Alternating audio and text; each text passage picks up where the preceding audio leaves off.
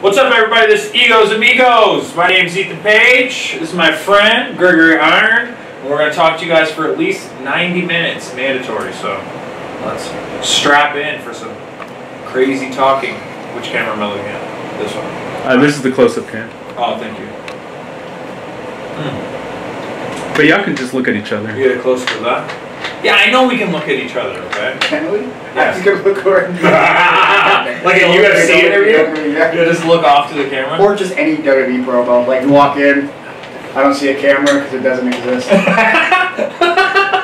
And then, like, when this is over, I'll walk out of frame, and you can just look at me, like, longingly, like, and then fades, because that's how promos should end. Yeah.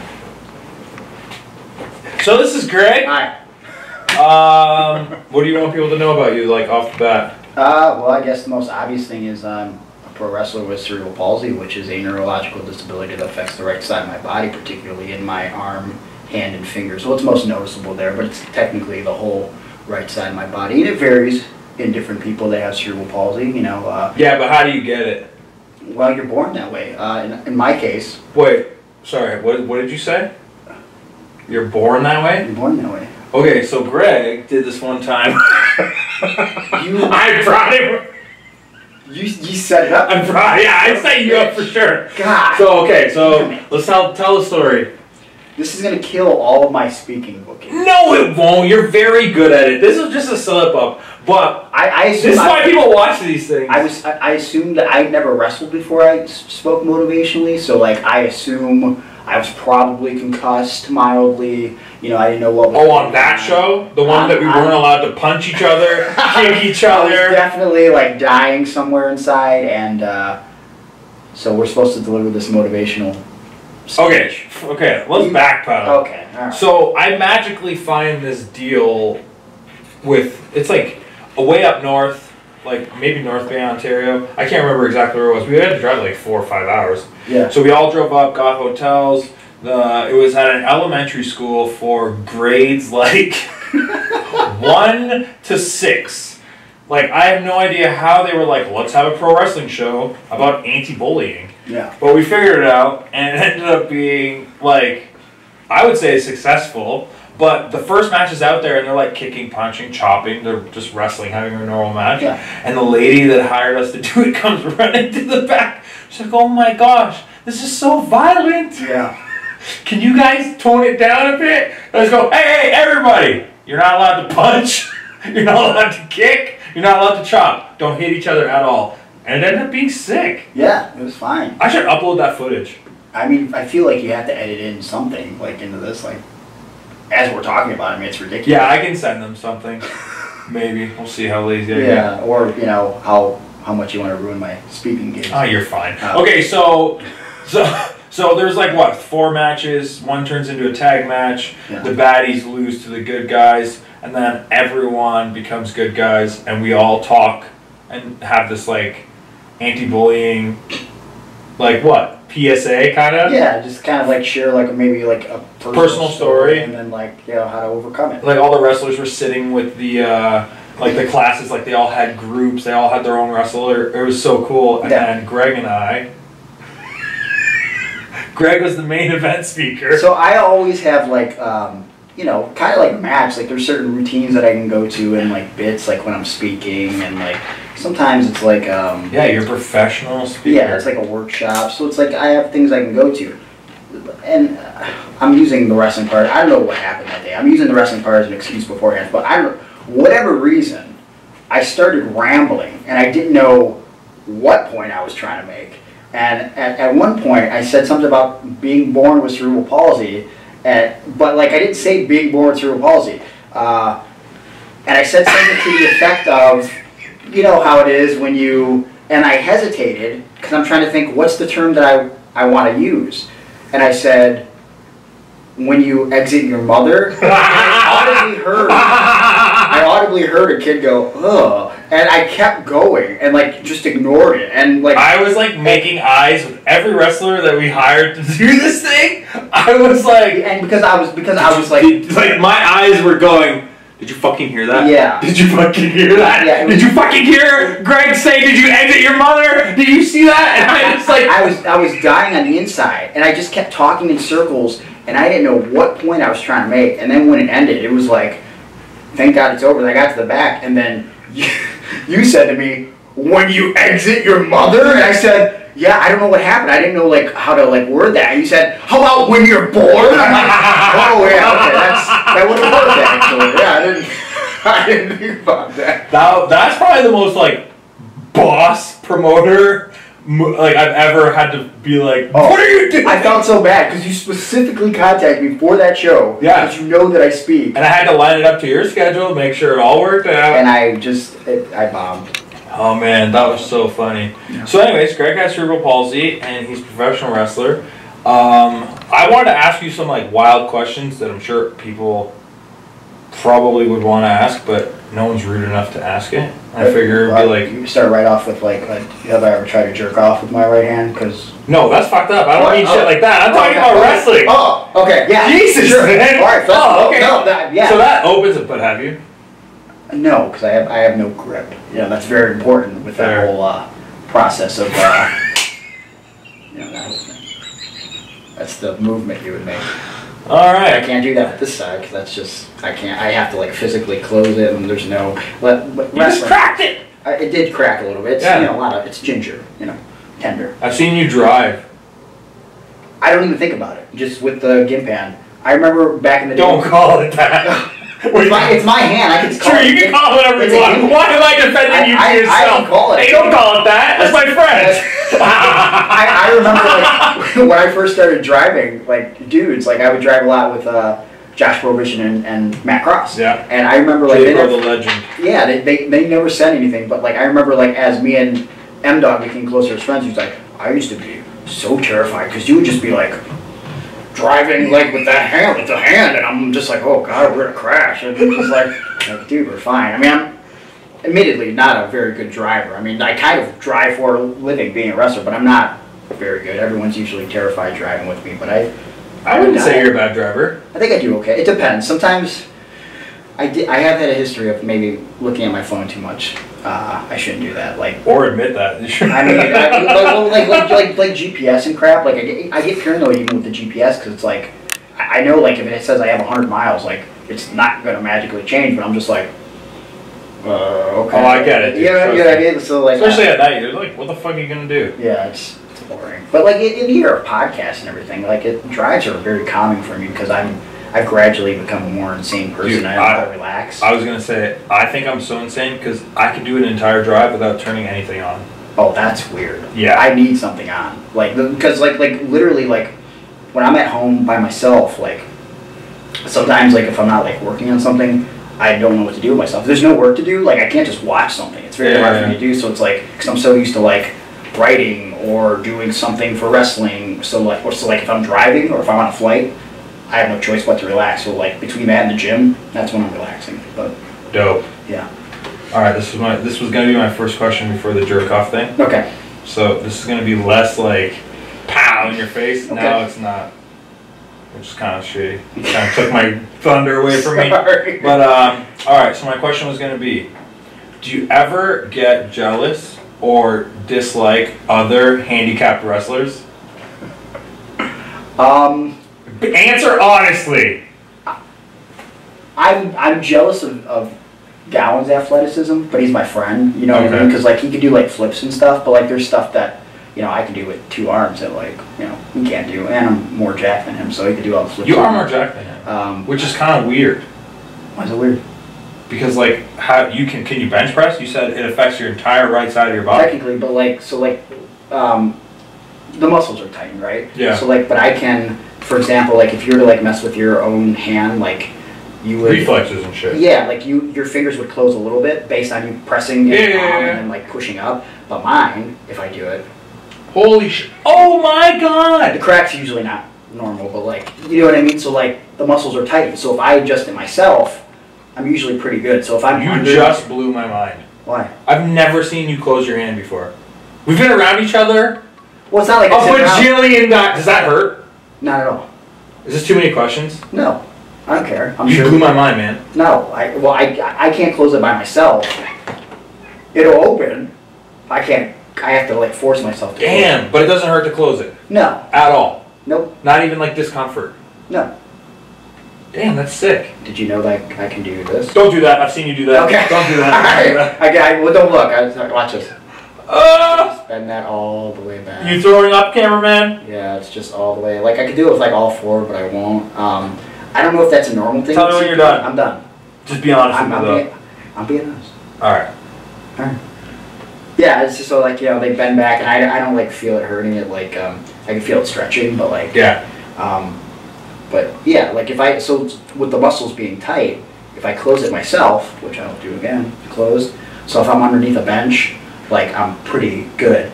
However, I do have to like do uneven bench presses. So like I'll kind of center my left arm a little more, just in case for some reason this gives out. And I have more power here anyways. Now the problem comes into play for weightlifting when dumbbells, I have a hard time holding them down because sometimes my hand will just yeah. So I use a lifting like a wrap? Yeah, and that helps because I can hold for shrugs, and like I used to never be able to do these boys, but I can do like depending on the day, because sometimes my arm is doing whatever it feels. I could do like 8 or 10 pounds at most, which is fine because like if you do it slow and Wait, so every day is kind of different? Depending on like the stress or whatever. Yeah, I honestly. Or the weather. It might be a situation like that. I mean, I am getting older. My bones kind of brittle. Doing some dad stuff.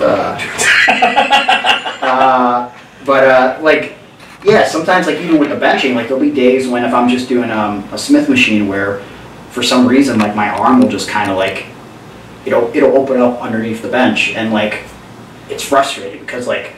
I know that if I had 2 arms, I could like lift a lot more, right? And I could like do a lot more. So like that's really you're like a real body guy, not like me, like a fake body guy. Like you dedicate yourself. But I do that because I have a chip on my shoulder because I feel like you have something to prove. Yeah, it goes back to like when I first told my dad I wanted to lift weights because I wanted to be a wrestler. Like my dad, I love him, but sometimes he's just like. Very narrow-minded and set in his ways. So like when I told him I want to get a bench so I can start lifting, like he laughed at me. And then he took it further, and I remember we went on this camping trip to West Virginia. So he had a bunch of his drinking buddies, and like for no reason, like he brought it up and was like, "This motherfucker thinks he's gonna buy a weight bench and start lifting weights and blah blah blah." And he like made fun of me, and like so that really stuck with me. So like it was like this extra incentive for me to be like, when I do get a weight bench, like. I'm gonna prove you wrong, and that goes back to like on top of that being bullied and stuff. So and when you do get a kid, you'll be a better dad. Well, yeah, and I bring that stuff up to my dad now because he like acts like he never did anything wrong, because like he did do some good things. Like for me and my brothers, like my mom was addicted to drugs, and so like he ended up getting custody of all of us. Which like for a single dad to take care of 3 kids, like that's a huge responsibility. Not many dudes would take that on. So he did do that. To work and shit. Yeah, and so but like that doesn't counteract like dumb shit he said to me. Sure. You know what I mean? So it's like, so I bring that up to him, and I know he feels bad about it, but like, I try to make him understand, like, yo, that bothered me, and that stayed with me. But like, to go back to the point, like stuff like that, like drove me to like want to lift weights even more. And then when I got into wrestling, realizing that like I think people already kind of discounted me based on my, I don't know, based on having 1 arm. I guess they thought I was less than, so I thought like if I at least looked the part, maybe I would earn some respect. And when I first became a wrestler, like the scary part for me wasn't even the aspect of having cerebral palsy. I never really did anything athletic in my life, so like that was. Oh, so you didn't play any sports or anything? Never. Like I mean, I would casually like play baseball with my friends or like football. Did it like discourage you because of your disability? I best describe myself as always the guy like.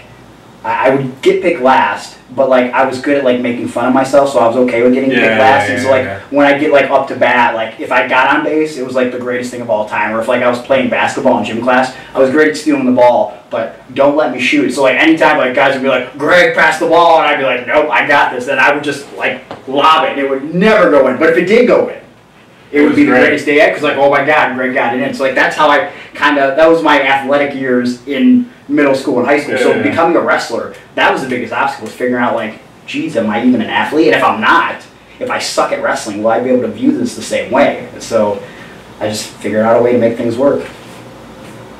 Damn. Yeah. Yo, that got good quick. This is dope. Yeah. I'm glad. Man, I've had to do some of these and it's like pulling teeth. And I was like, oh man, I wonder how comfortable Greg would be. I was like, oh, it's fucking Greg. We can talk about whatever the fuck. Yeah, no, I honestly, when you asked me, I was looking forward to it. And I ramble, so if I'm ever like... Nope, this is great. Okay. I get paid to do less and I love that. Yeah. But like, I get paranoid sometimes, but like literally every time I interview, they're like, no, it's like you just said, they're like, sometimes it's like so hard to pull some stuff out of people. It's like, I don't know, like I feel like I have some stories to tell, so I'll ramble all day. You know, last night I was literally the last person at the show because like I wrestled this kid ASF and he was like really cool and doing some lucha stuff, and I ended up hearing he was like nervous about wrestling me. This was at Heavy Metal in San Antonio, and rocking the T right now. Yeah, good promotion, good dudes. Are they on Highspots? I don't think so. Oh, okay. Yeah, our show tonight was the Sabotage show is on Highspots. Alright, my bad. Cool. I got confused. But the ASF kid, he was like he just had good ideas and like we did good stuff, and afterwards like I was just talking to him because I don't know, like when I work with like a young kid like that, I think like where's his head at, like what are his goals, like because like I felt like he was pretty decent for only working like 4 years, so I'm like, are you traveling? He's like, I'm starting to travel, and I was like, yo, you should get out there and like don't be afraid to take the loss, because you know I didn't really start making money until like 5 years in, so you gotta kind of put yourself out there. But the point is, like, I was the last one in the locker room last night, and I don't try to do that by design, but like I get rambling and talking to people, and like it's weird being in that place. I don't know, I'm sure you get this feeling sometimes where it's like, I remember like seeing M-Dog and Josh and like respecting them so much and like listening to their stories because they're Cleveland dudes like me, and thinking like, man, these guys are so old, like I can't believe they've been doing it for this long, they have all these stories, and like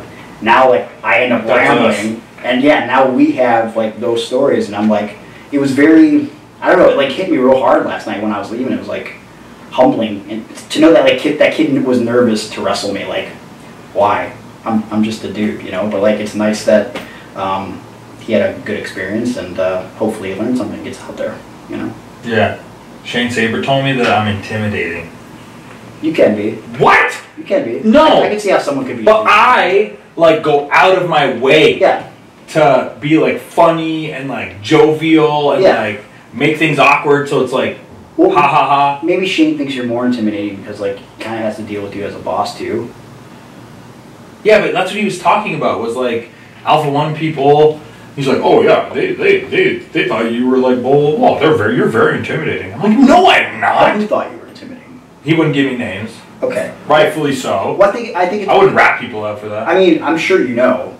You speak your mind. Yes, but I feel like that should make it less intimidating because you know what you're gonna get. Like you're not walking into. Guys don't want to hear the truth. You know how it is. Like it's like the classic dude in the locker room is like, how's my match tonight? And then like you tell them like it is, and like you could tell they've already tuned out because they wanted you to just compliment them. Yeah, you just wanted to just. That's why I don't give advice anymore. Yeah, so like I could see how someone would think you're intimidating, but also it's like, you know, when you get locker room meetings, like I think they're great because like as far as like a booker and like putting stories together and like matches, like you try to make everything make sense, and I just think you're very adamant about it when you're giving. Yeah, like I can be stern, but I don't think respecting the person you work for is an intimidation.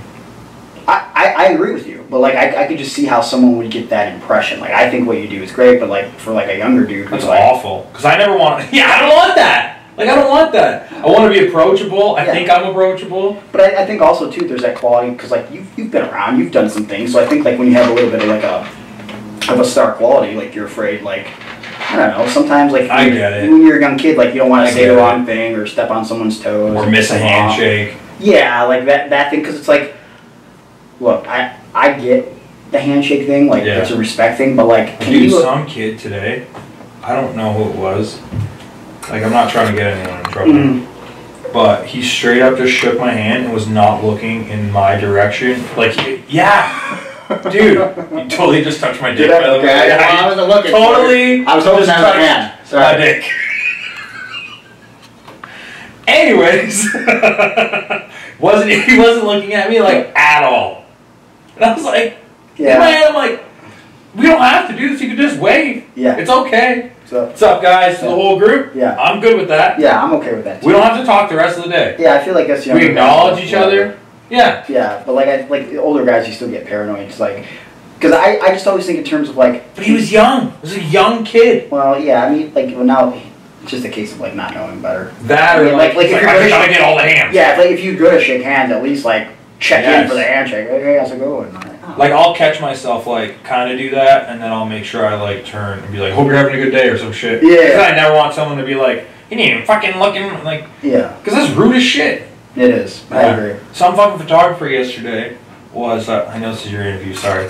But No, some photographer yesterday was telling me, dudes just don't even shake his hand. I couldn't believe it. Yeah, it's stupid, man. I couldn't believe it. Yeah. So he's, I guess, like, well, I put a tweet out, like, forever ago by the time this comes out. And it like blew up with people arguing whether the handshake is good or bad. And then the photographer, this exact guy, I guess, tweeted and he was like, yeah, this shit happens to me all the time. And I guess I told him I would shake his hand, or I replied in some way. Yeah. And then I ended up shaking his hand, and he was like, oh man, thank you so much for shaking my hand. Yeah. It's like, people do it, and I was blown away. Literally 30 fucking minutes later, it was with you. He was trying to sell you that $99 Shawn Michaels t-shirt. Yeah. Some guy came and said goodbye to both of us. Just fucking blew past him, and I go, oh my god. Yeah, that's. He's like, happens all the time. Yeah, that's dumb. And well, it might have been a case of like the dude like not knowing, but like even like if I see like a wrestler, if I think it's like a girlfriend or something, I'm like, she's there. I'll say hi to her too. Hey. I'm doing nice see you later. Like, but like, I think it's dumb if like you knowingly like see a cameraman or a photographer or like even, dude. I think it's dumb if you make eye contact with someone and you don't fucking say hello. Yeah, just walk away. Even on the street. Yeah. If you guys fucking stare at each other, have a nice day. Yeah, Hope you're having a good day. Yeah. How you doing? Yep. Fuck, weather's nice. Who gives a shit? Yep. No. Yeah, just acknowledge someone's existence. You made fucking eye contact. It's not a big deal. Just say hello. It's not a big deal. Yeah. But it's like professionally, like not shaking someone's hand just because they're not like your peer as a wrestler. Like, I don't know. You never know where those people will be. Yo, they could be Vince McMahon in fucking 10 years. But like also, like you think about like photographer. You're not gonna shake his hand because he's a lowly photographer. Like those are the dudes and gals that make us look like $1 million, right? That you abuse to promote yourself and fucking put on social media. Yes. And, like, they're giving you content. Don't even tag them. They're giving you content. Yeah. Not acknowledging the commentators. I think that's the worst thing you can do, especially if you have a good commentator. Like Reed at Alpha One. Like when people Best commentator on earth. When people don't go and talk to Reed to go out of their way, like give him information and stuff, or just acknowledge his existence, like that's the biggest mistake you can make. Because like, just any commentator in general, but I know like Reed is incredible. Yeah. So like that's the dude that like is putting the lyrics to like the music that you're trying to make, right? So like if he doesn't know what message you're trying to convey, he's just got to make some crap up, and he'll make some good crap up. Sure, but he'll make it amazing if you give him what you're doing. Right. So Man, that's I don't know. It's so true. Like there's so many moving parts to this, and everyone's just trying to like suck the most popular wrestler's dick in the back to like hope that they'll just like hold them and throw them up to where they're at. Yeah. It doesn't work like that. But you never know who's going to be like the next person, like wrestler or not. Like I remember when I did Jakar back in the day, like Stokely was just a student, and like I would always say hi, what's up to Stokely, and then like it was cool to see like how far he came. You know what I'm saying? And I'm not like I wasn't doing it too much longer than Stoke, but like look where he's at now. You know what I mean? And he was just like a kid on the ring crew, not getting put on the shows. You know, like MJF.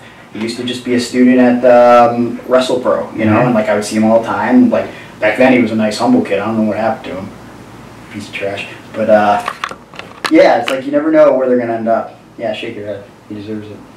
Fucking MJF. Garbage. Hate him. Hey, who got you on Stone Cold's podcast? He's my buddy, not yours. Did I just drop that name when you pick it up? What? Thank God I got my foot up. That would have hurt hitting my toes. That was a heavy name drop there. I mean, it's the best I've got. I can't. Dude, I can't get better than if you're dropping names, then you're talking about like top 3, 4 of all time. Yeah. Yeah. What? It's a good name drop. Yeah, I would fucking say so. Yeah. I got nothing to beat that. Whatever. One day, you and The Rock will be Whatever, I just want this. Yo. I'm not teasing you. You're gonna get there. I hope so. You will.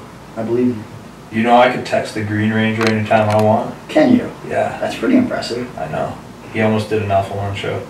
Why not? Why didn't you? Wait, I never told you this? No. Oh, it was close. That's why we ended up getting Arquette. Oh, so recent. Oh, dude, there was a poster. It was I'll find it. Whoa. I'll find it. Why can't this still happen? I kept this like way under wraps. I might, but I kind of gave up on it. Okay. He seemed like a little like skeptical about it. Yeah. Like he was into it. I don't know. Maybe I texted him after a couple beers or something. like he was really into it. He was sending me voice memos, wow. which is like insane. And every time I got a text in my brain, it was like. Well, how did this contact even get hooked up?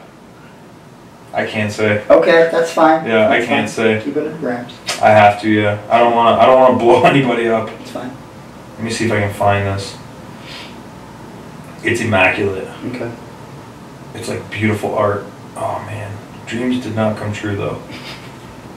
But we ended up having Arquette, which was amazing. Yeah, that's great. great. Anyways. Yeah. Yeah, David's great. All right, I know this is terrible content. If this is too long, just edit this out. But I need to find this photo so that I can blow Greg's mind, and I'll even show it to the camera so that. Wait, I'm getting close. It was around Wrestlemania weekend. Sorry. It's okay. It'll be worth it, I promise. The guy that did this poster too, I don't want to blow up his shit, but I think he ended up going to WWE because he doesn't do my posters anymore. Oh, okay. But he is very, very talented. Come on, I gotta be getting close now. Oh my god, this is so bad, I'm so sorry. The payoff is worth it. Tell a story or something. Wait, that's the Arquette poster. One time I was doing this interview with Highspots, and Ethan Page was just scrolling through his phone the whole time. Yeah. It was crazy. That's accurate. Yeah. Just come on. Totally oblivious to my existence. That's not true. I'm trying to make you pop. But you will. But it's not working. You will make me pop. Damn it! Oh! Did I delete it? There's no way. I would keep that forever. You should. Fuck. Yo, this is embarrassing. I feel like I'm too deep into this to give up now. There has to be a payoff. Right? They can just edit this out if it's boring. Just give them extra work for no reason. I have to be getting close. Okay. Oh, here we go. Okay. Found it. Hold on, it's just downloading.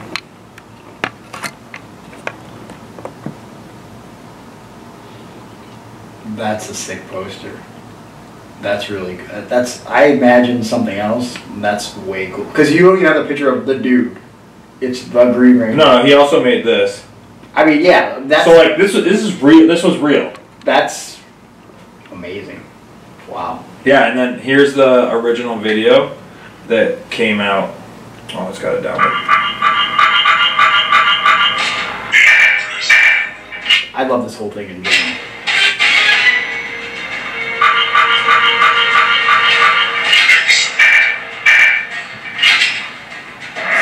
Right? Alright, hold on. That's how close it was. You made a video for it. Dude, I played. Here, see if you can zoom in on that. Is there like a glare or anything?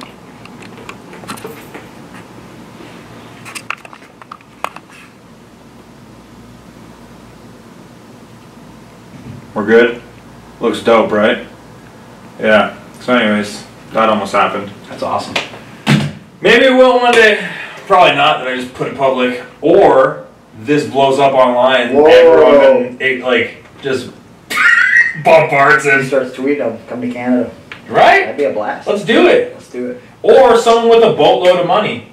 You do it so I don't have to. Yeah. Let's do it. Do it. Do it live. Yeah. What do you want to talk about now? Sorry, that was excruciating. Yeah. Worth it though? I mean, that's a sick graphic. Imagine that actually happened though. I mean, but Arquette was cool though, right? I mean, I wasn't there. No, he was cool. Yeah. He was cool. Yeah. You were out here, right? You were in Texas. I was in Texas. It all ties back to Texas. Yeah. I mean, I hope this becomes a regular thing because, like, I just met so many good dudes and, like, a lot of good talent out here, man. So I just been having a blast, you know, doing these like 4-day loops. It's really cool. Hell yeah. Oh, I think you were here Thursday too, right? Yep. So you did Thursday, Friday, Saturday, and Sunday. Damn. Yeah. That's dope. Yeah, nice 4 days. I've been trying to stay busy because I was working with adults with developmental disabilities during the week, and I recently quit that gig, which was terrifying. But I was getting so busy, I kind of had to. But I made sure all my ducks were in order, and like I had bookings like solid through August, and I almost felt like, geez, maybe I should have been doing this a couple of years ago. You know what I mean? Because it's like it's like committing to it. Yeah, it was scary. The person that gave me the push is my girlfriend Danny. Like, which is weird because I was in we've only been dating for like 4 months, but it was always kind of like a misconnection with me and her for like almost 8 years, something like that. Just stuff never lined up, different relationships. But it's just so weird because like my last serious relationship, like my girlfriend was the complete opposite. Like she was a paralegal, and you know, wrestling was like whatever, like it made me happy, but it was one of those things where it's like you have to keep a regular job, and like the thing used to be, you know, I used to ramble and say, you know, well, if I'm not signed by the time I'm 30, I'm done, you know, because for whatever reason I used to think that being a wrestler with cerebral palsy had a shelf life, and as I get older, it's not as inspiring and like weird. I don't know like why I had that in my head, and then when 30 was creeping up and like all the smaller guys were even signed, and like dudes like, you know, Gargano, you know, cause I'm real close with him, like when I saw he got signed, and like just dudes his size getting signed, it kind of changed my mindset. So then my ex was like, so are you wrapping this thing up? And you know, 30's creeping up, and I'm like, no, like it's a better time than ever to be a wrestler, and I'm like making more money, and like I could get signed. And so I feel like you were serious about quitting though at one point. I mean, there's been, because I remember you like we've had like texts about stuff, and I remember one specifically was like, I feel like this is the best time for me, and I was like, I agree. Maybe you were talking to me about doing one of the Evolve seminars. Yeah. And I was just like, just go for it, because you never know who's watching. Like, everyone is getting opportunity right now. Well, so here's my thing, and I've never really said this publicly, and I won't name names, but like guys in WWE and other places like know who I am. Particularly WWE, I know exactly what the case is. The best thing about me that should get me signed is that I have cerebral palsy. The worst thing about me is that I have cerebral palsy. Yeah. Because it's one of those things where it's like, you know, when Zach was signed back in 2003, the world was a different place, and you know they had no problem beating up a guy with one leg. But there were millions of people that were inspired by Zach. But now in 2019, the concern is, you know, who cares how many people get inspired? There's going to be one dickhead who sees a guy with cerebral palsy getting beat up, not being able to stop and think, this is a story, even though I really have cerebral palsy, and they think, how could you beat up a guy with a disability on TV? And then like it creates, you know, a PR crisis, you know. So I think that's the main problem. And actually, that Evolve tryout, William Regal's there, and I know Regal knows who I am because I've had people tell me that they've talked to Regal about me, and I just actually this last week got a piece of information from that tryout from a kid that was there, who I won't name names, which kind of like tugged on my heartstrings a little more because it was like, ain't good way or bad way? Both, because it was like, so he told me, because like he was like, you know, he was a good dude, tell me how he's always appreciated my story and stuff, and he told me like, you know, I was at that Evolve seminar with you when you wrestled, I wrestled Ricochet and Page, and he was close enough to Regal and Gabe to hear Regal say, supposedly, Gregory's got a lot better. And Gabe said something like, you know, we've talked to him before, blah, blah, blah. And Regal said something, but I just don't know how they would take him up there. Like, you know, and I imagine that means, you know, like, he doesn't see anything wrong with me, but like, someone may. And it's not like, it's just they're afraid someone will say something and it'll create a problem, you know? So like, hearing that made me feel good, because like, Regal's one of the best of all time. Like, I love William Regal, but like, at the same time, it's like, like, this is the thing that's like, you know, I wouldn't change this for the world. If someone walked up to me right now and said, I'll fix your arm, I'd say, I'm good. Because I'm used to it, and I love who I am. And like, if that's dope. As a kid, I thought this was a curse, but it's been like the biggest blessing I've ever been given. And I'm not like a big religious dude or whatever, but like that's the best way to describe it. Like, it's a blessing. Like, I don't know if I'm 5'5" with 2 good arms, if I'm afforded the same opportunities that I've had as a dude with a disability and a chip on his shoulder who has to, in my head, work harder on my physique, work harder in the ring, work harder in promos, study tape. Like, I feel like I'm a big pop culture guy from like 80s and 90s, and like now I like keep up with TV, but I feel like when I first got into wrestling in 2006, there's like those first 5 years I wasn't making money, all I was concentrating was on wrestling. So like, if you ask me any like movie trivia or anything, or TV trivia from 2006 to like 2012, I have next to nothing, because I was so all wrestling? Because I used to live upstairs from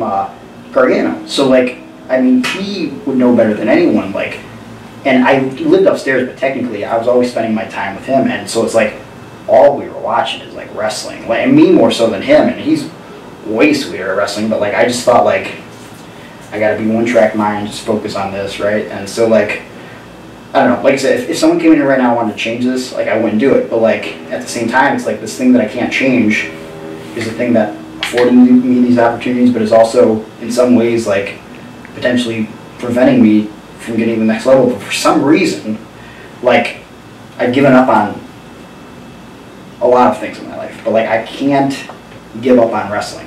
And I think it's because, like, I don't know, like, it's just, it comes down to passion, you know, like, not everyone understands wrestling because it's ridiculous to the average person. It is so ridiculous. It's just, I question my existence as an adult. as you should. On like many occasions. But like, I think everyone understands passion, and I think when you talk to me, and you look in my eyes, and you hear me talk about wrestling, even though you don't get it, you get it. You know. Or if you go in your room and see Let's not. the shrine to Hulkamania. There is a shrine to Hulk Hogan in my room, which it's amazing that I've had sex with girls while those. I didn't even think about that. Just a mustache, sculleted, overly tanned man, just like staring. Like literally, there's a poster I got. It's from like circa like '88, from like a gas station in Canada.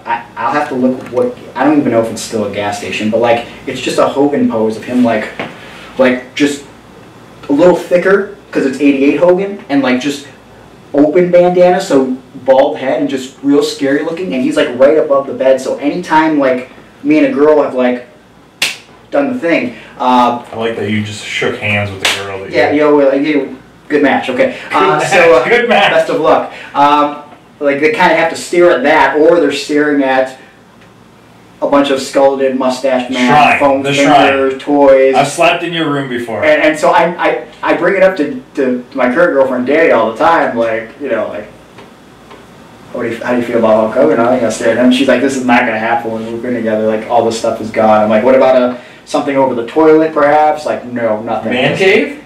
Man cave's fine. But yeah. The room, that's not. Oh, bedroom? Yeah. No, you gotta grow up, bro. I mean, yo, when I stay, okay, so you were out another weekend. Yeah. And I think I had like a Cleveland show, and I was like, yo, Ricky, can I come crash at your place? He's like, yeah, Greg's not even here. You can just take his bed. He said, it's cool. I go, yeah, no problem.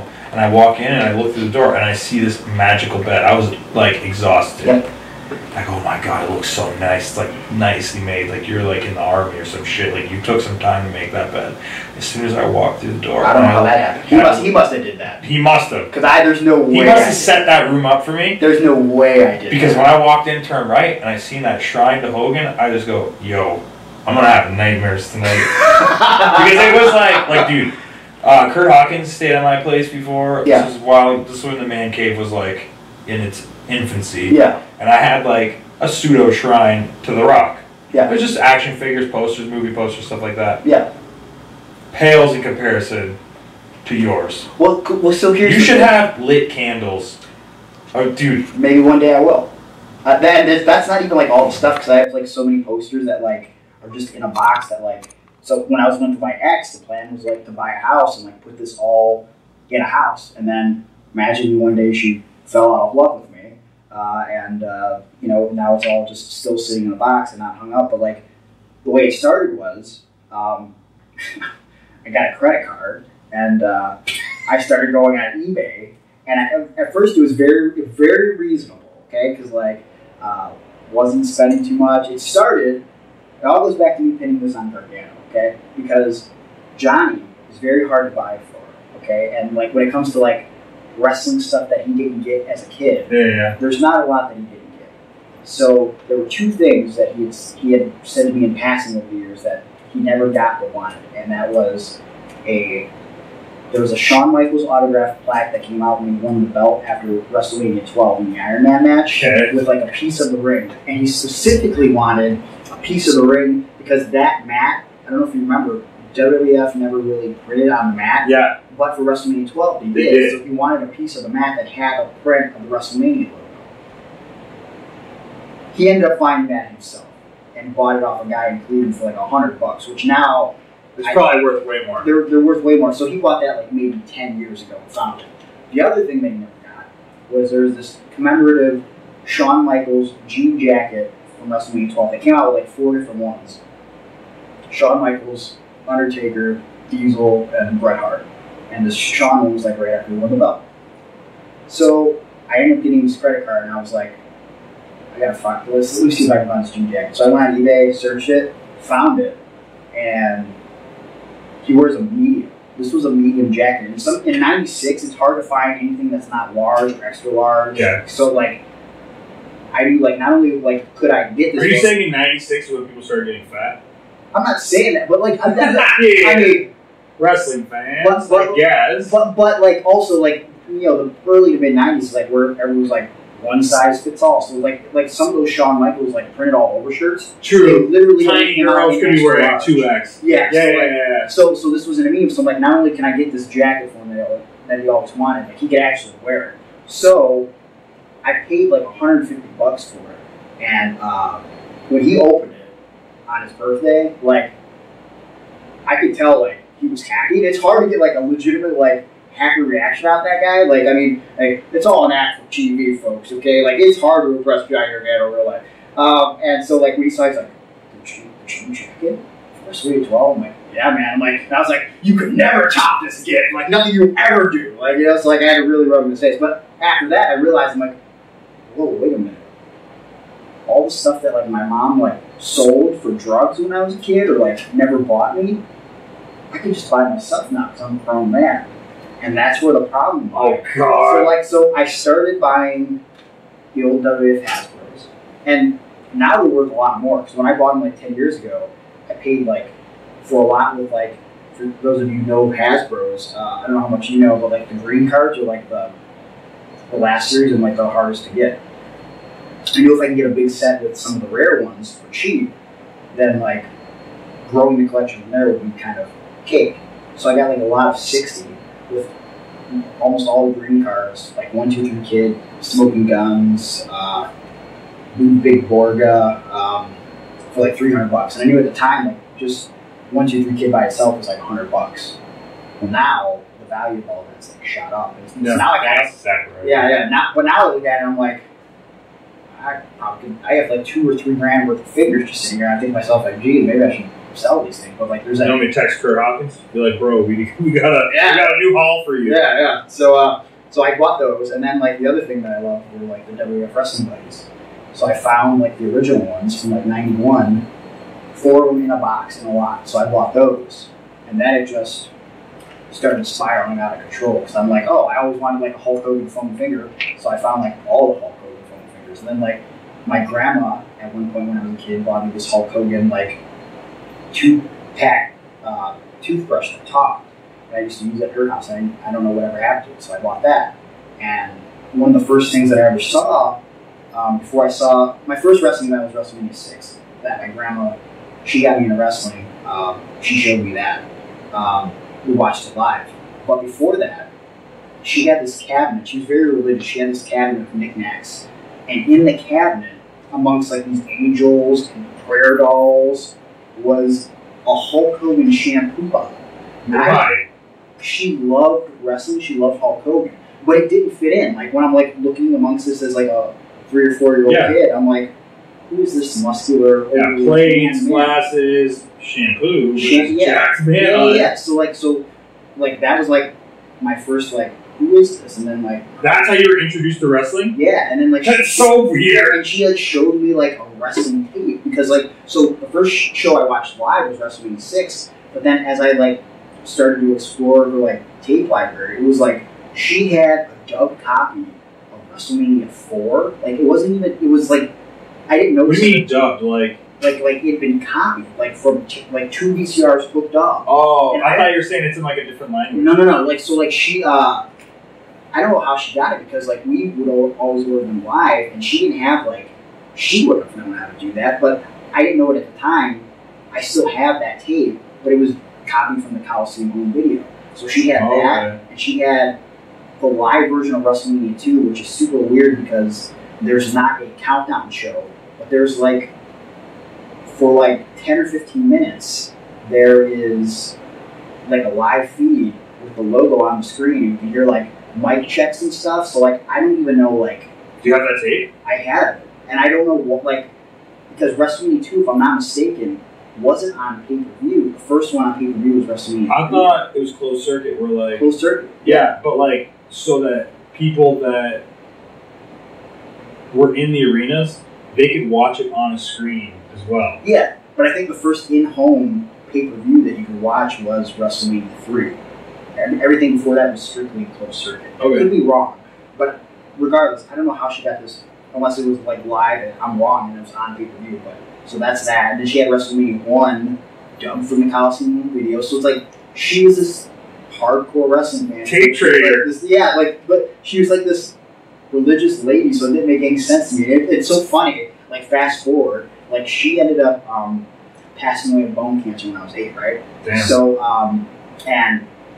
So we had ordered, we always watched them live, and then she got sick, and I didn't understand, like, her having cancer, like, that I was going to lose her. We ordered, I had a choice between WrestleMania 11 and Uncensored 95, and Uncensored 95 is a pretty notoriously bad WCW show. It was like Hulk Hogan and Vader in a strap match, and I remember we ordered it, and she couldn't watch it because she was so sick, so she just stayed in bed, and I remember, like, hyping it up to her, like, yo, it was so good, like, and it was not good looking back. Like, Ric Flair randomly dressed in drag, and like, somehow, like, he got attached to the strap even though it wasn't in the match, and Hogan touched all 4 quarters for Ric Flair instead of Vader, who was in the match, and somehow won. It was dumb. But we never got to watch that event together. And after she passed, wrestling started to change, right? And so, like, guys like Stone Cold Steve Austin comes along, and, like, Austin 316, I think to myself, geez, I wonder how my grandma would have reacted. Like, because she put a ban in the house on, like, when I came over, I couldn't watch, like, Ren and Stimpy, even though I would sneak and watch Ren and Stimpy, and, like, she hated me watching The Simpsons, so I can't imagine how she would have felt. Beer drinking, middle fingers. Like, just Austin 316 would have been a no-no. And here's, like, the funniest thing that I think about in retrospect. Yo, you should watch that WCW show once a year. Uncensored 95? Yeah. I watch it more than I care to mention. I mean, it's bad, but I like things that are bad in a good way. So, yeah. But like I found out wrestling was fake around this time period after my grandma passed, and I remember my cousin like spoiled it for me, and like. Did your grandma knew? She had to, she had to know. I know my grandpa did because he'd always like tease me about like Hulk Hogan being a phony and stuff, and I didn't know what he meant. I'm like, he's a real deal. I don't like. Yeah. But my cousin like told me that they cut themselves with razor blades and like showed me a tape, and I was like, I remember crying, but I never remember having this conscious thought like. Maybe one day I'll do this. No, not well. I did, but I never had this conscious thought. I was like, well, I guess I have to stop watching wrestling now. Like, I just kept watching it, but. So I didn't order another pay-per-view for a long time because my grandpa got a new wife, and she didn't like wrestling, so we didn't order any pay-per-views. But there was a kid down the street that ordered Bash at the Beach 96. Hung out with this kid this one day. I don't know how it happened. Like, maybe I was playing with some other kids down the street, but he was like, hey, we're ordering this wrestling pay-per-view. You want to come watch? Sure. Went over to this dude's house, right around the corner, watched Bash at the Beach 96, and this is where the NWO was from. Okay. So I watched it live, and I remember sitting there with this kid and his dad, and there's a scene where Gene Oakland's like knocking on the locker room door, and like supposedly the third man is behind the door, and he goes, I don't know who that is, but that voice is vaguely familiar. Rings in the back of my mind, and the guy's dad just sitting there like, it's Hulk Hogan, and I was like, stop! I'm not kidding, and I'm like, no way, it's not Hulk. You're an idiot. Like Hulk Hogan would never turn his back on WCW. Are you stupid? And all those Hulkamaniacs, like, come on. So then during the match, obviously Hulk Hogan's coming to the ring, and the other guys just sitting there. Here he comes, Hulk Hogan. Stop! He's just like, I'm not kidding. Literally the greatest swerve of all time. And this he's just like, this random dad. You might as well call him Dan the Dad. He's sitting there and he's just there and he's like, Hulk Hogan. And I was like, no. I was like, look, he's coming down to help WCW. And when he dropped the leg, boom, I was like, I looked back at this guy like, and I was like, see, like, it was surreal. Like, I feel like what kids experience when, like, Undertaker lost, like, that's what it was for us as kids. Like, when Hogan turned bad, I was like, what the heck? And I remember, again, so I know wrestling is not real, but I remember sitting at the table in shock with this kid after the pay-per-view, and I'll never forget what I said. I sat there and I just shook my head and I went, I'm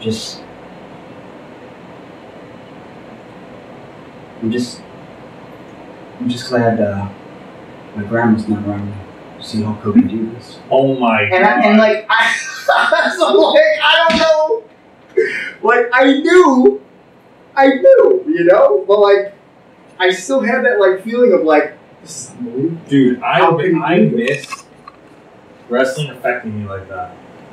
Same. Legit. Same. Now, I think that's why I'm so obsessed with like all the Marvel movies and like toys and comics and shit. Yeah. Because they'll do something in the movie where I'm like, oh my god, I can't believe that. Yeah. Shocking. Yeah, right? but like, man, wrestling was that for me. Like, every week I'd never miss Raw. Yeah. Like, pay-per-views, I would just stay up and play with my action figures while I'm watching. Until I was like 20 years old. But man, like, it's just not there anymore. Like, I'm so jealous of people that still have that. But it's nice that we have those like feelings that we can hang on to. Like, at least we had those moments. Because some kids, like, they're told right off the bat. It's almost like telling you, like, Santa Claus isn't real, you know? I mean, we know. I don't even care about that. Even when I knew it wasn't. Yeah.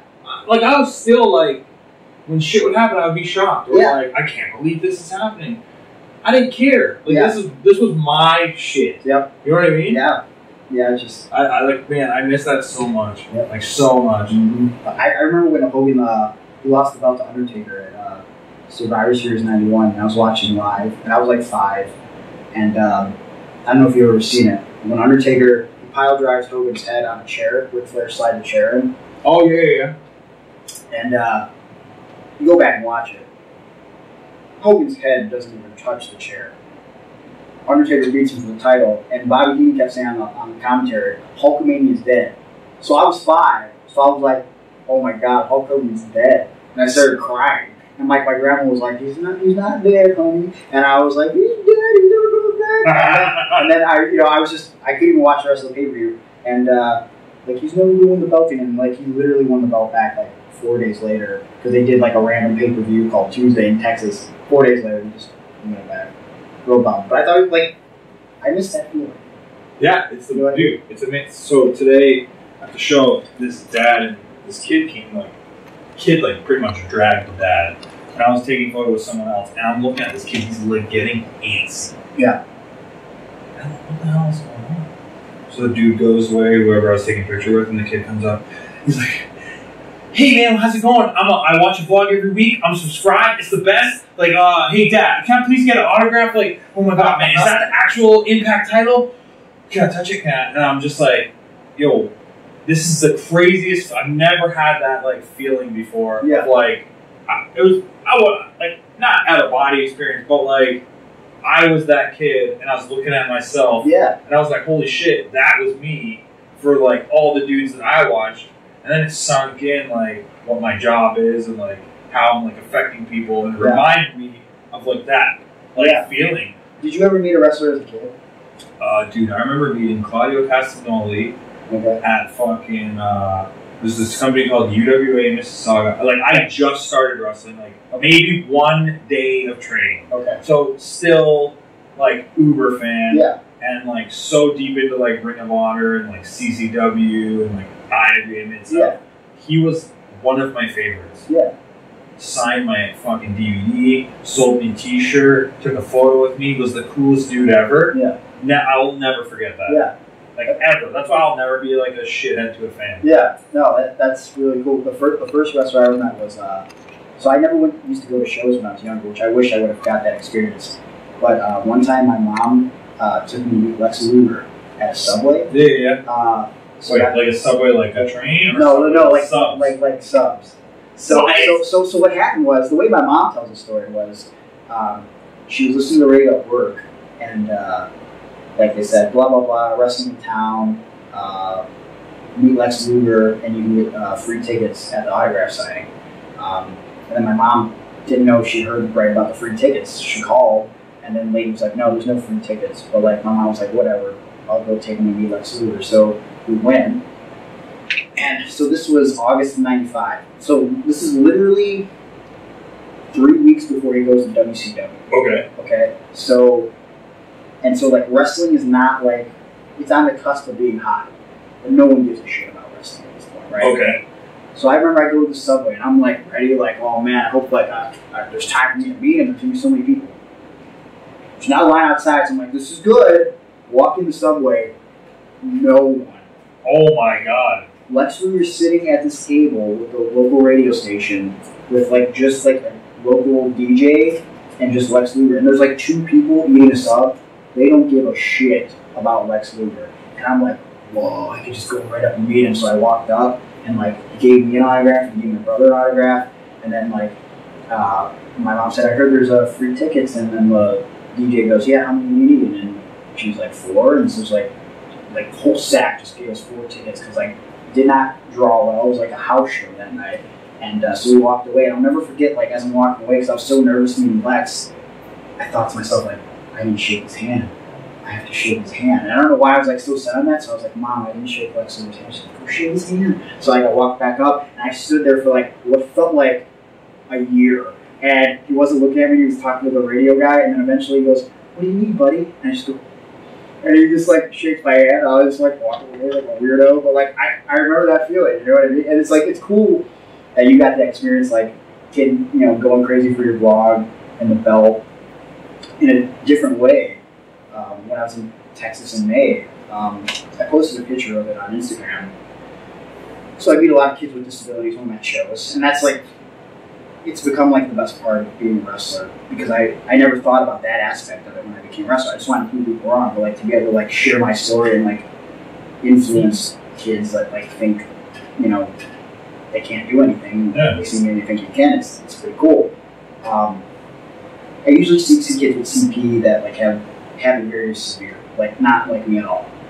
But there's this dude who came up to me and said he's about his son who has CP, and like I think he has it a lot like you, he said, but he's nervous to talk to you.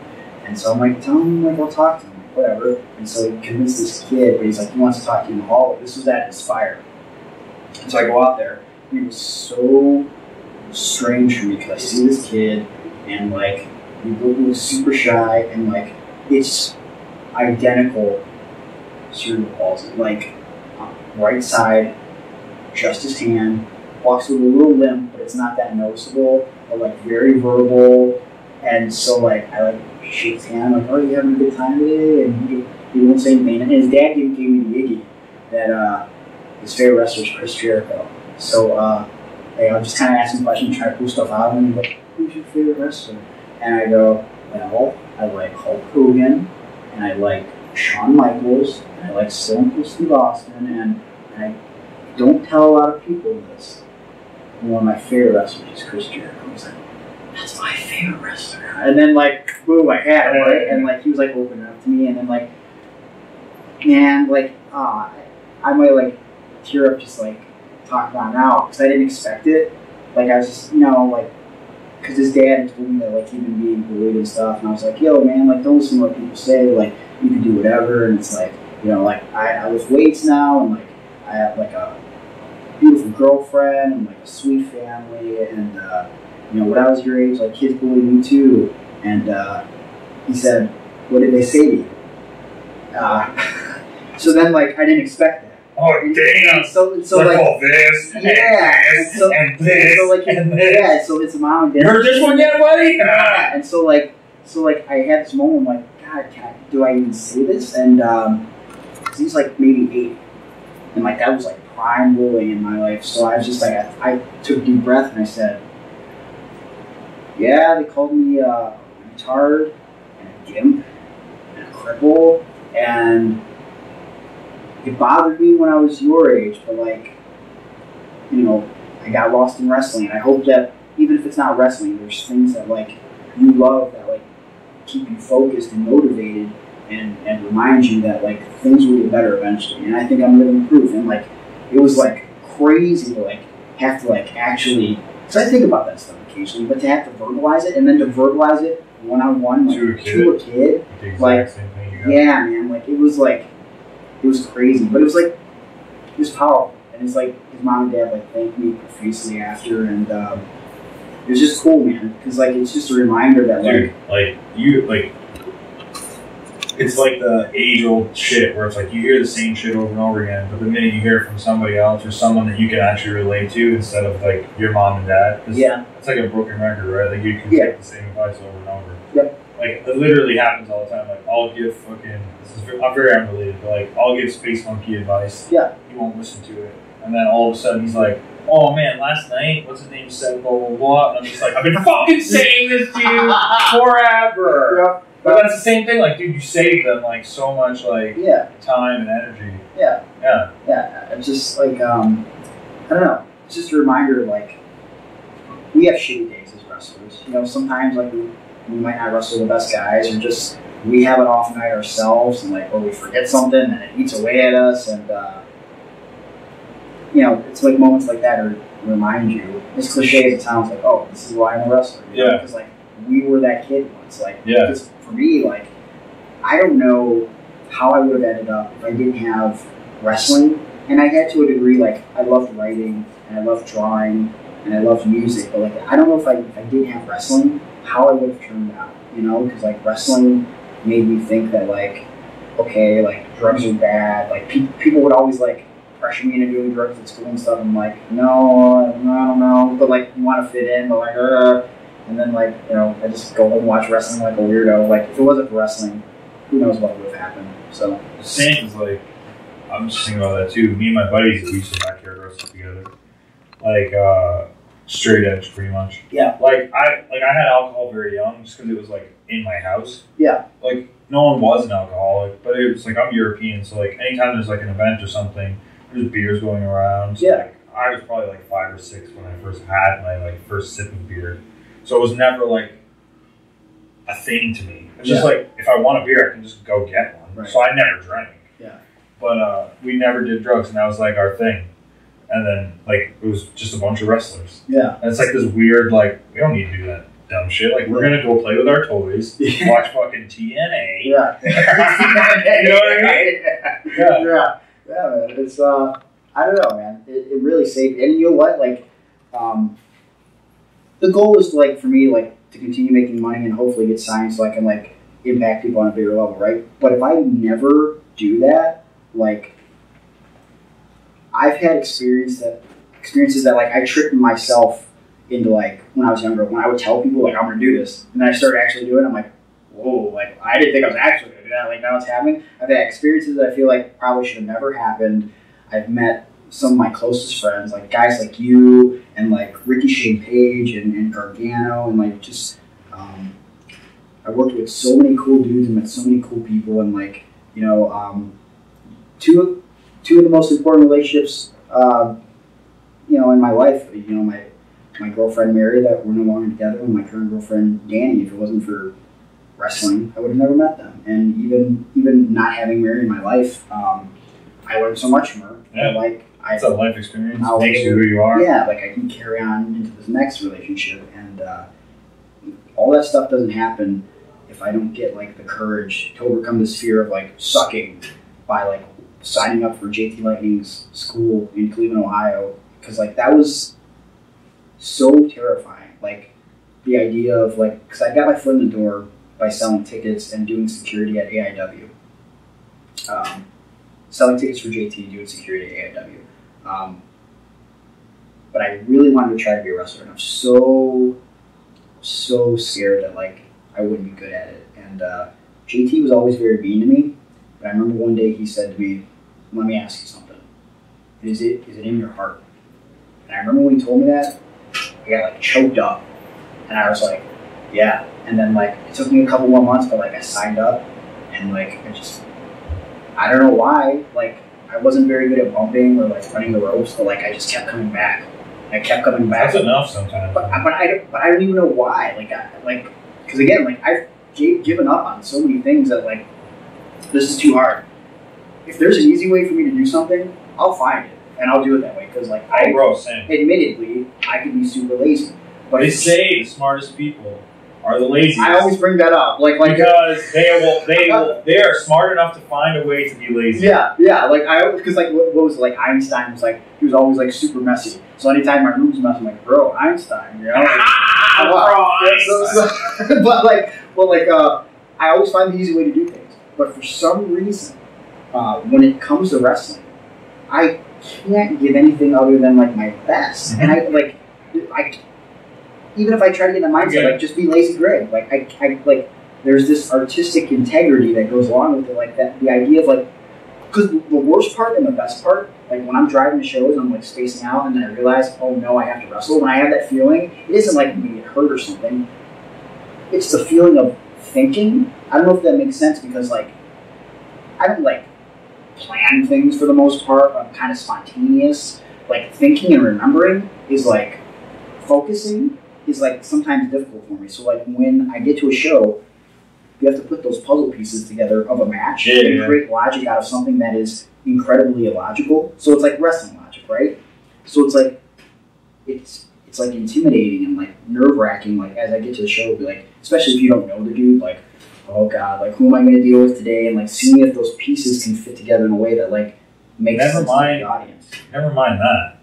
Like you have to piece all that together with someone else. Yeah. That does not think the same as you. No. Or give a shit about what you're like. So it's like, you know. Yeah. And it's like, and you know, I was talking to someone about this last night. It's like, I wish that people that just brushed off wrestling as fake really, you know, had a day in our shoes. Like the idea that like, because like they just, oh, how many times did you practice that? 0 times actually. Yeah. I met that guy literally today.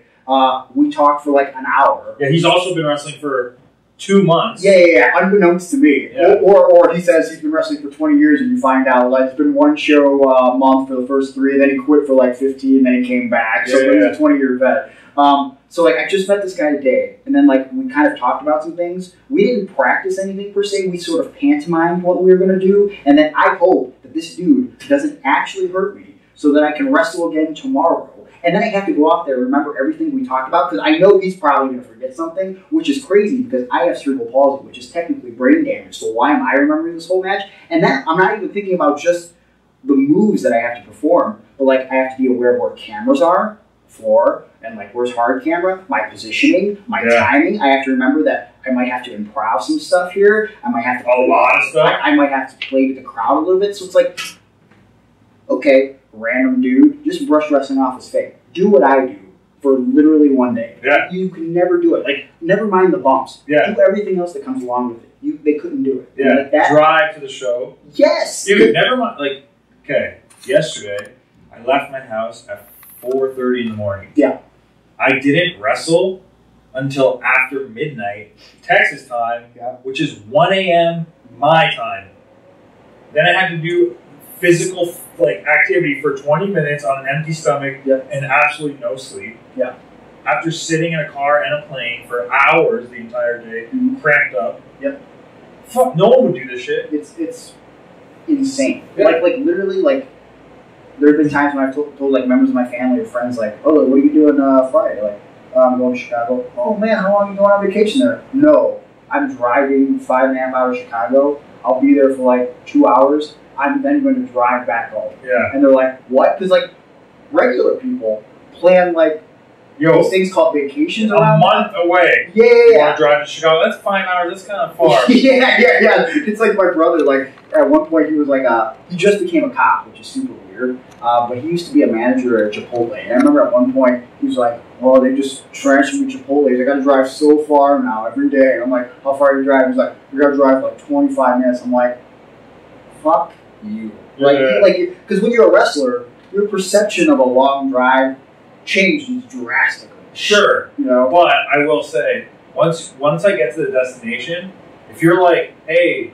you want to go to this food place? It's like 6 minutes away." Fuck off. Yeah, that's way too far. I'm checked out. That's way too I'm far. checked out. Or it's like or someone who doesn't know the rules of the road, and it's like, you know, they're like, "Oh, can we hit up like our Subway or something?" It's like you see it off the exit. Like I was dating this one girl for a little bit, and she went on one road trip with me, 2 out of 1 coincidentally, and it was awful right off the bat because this bitch, okay, she's like, first of all, I wanted to leave at like say 11 o'clock, all right, because it was Oshawa, okay.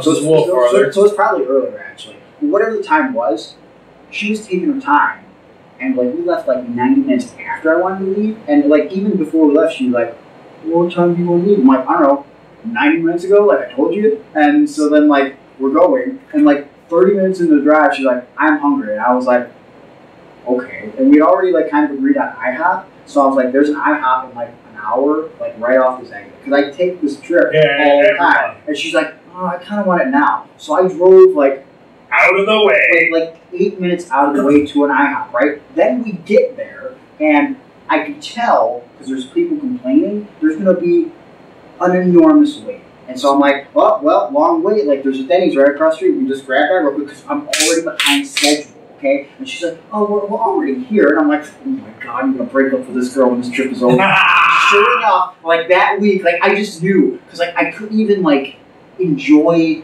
the trip. Like I wish I would have just went alone, because I'm like, I'm behind schedule now 2.5 hours. And that stresses you out. It's so stressful because, like, again, I always have that, like, wrestling scenario. Like, when I get to the show, like, as soon as I'm done shaking hands, I kind of like to get in my gear because, for whatever reason, I can't concentrate until, like, my shit's on.